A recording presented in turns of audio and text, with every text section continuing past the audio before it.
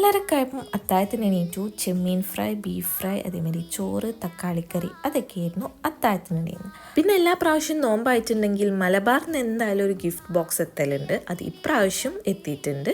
പിന്നെ ഇന്നത്തെ special snacks എന്നൊക്കെ പറഞ്ഞിട്ടുണ്ട്. ഇന്നൊരു ചെറിയ നോമ്പ് തുറ ഉണ്ടായിരുന്നു. കസിൻസൊക്കെ വീട്ടിലുണ്ടായിരുന്നു.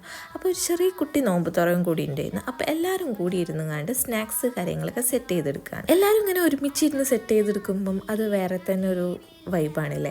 അപ്പോൾ നമ്മൾ കസിൻസ് എല്ലാവരും കൂടിയാണ് ഇങ്ങനത്തെ ചൊറിഞ്ഞ പണികളൊക്കെ ഉണ്ടല്ലോ, സമൂസ നിറയ്ക്കുക, ഫ്രൂട്ട്സ് കട്ട് ചെയ്യുക, അങ്ങനത്തെ പണികളൊക്കെ ഉണ്ടാവല്ലേ. ഇന്ന് ഫ്രൂട്ട്സ് ആയിട്ട് വാട്ടർമെലൻ ആണ്, അതേപോലെ ജ്യൂസ് ആയിട്ടും വാട്ടർമെലൻ തന്നെ ആയിരുന്നു. അതിൽ കുറച്ച് കട്ട് പീസൊക്കെ ഇട്ടിട്ട് അങ്ങനെ ഒരു വത്തക്ക വെള്ളം മാതിരി അങ്ങനെ. പിന്നെ സമൂസ ഉണ്ടായിരുന്നു, പഴം നിറച്ചത്, അതൊക്കെയായിരുന്നു ഇന്നൊരു നോമ്പ് തുറക്ക് സ്നാക്സ് ഐറ്റംസ് ആയിട്ടുള്ളത്.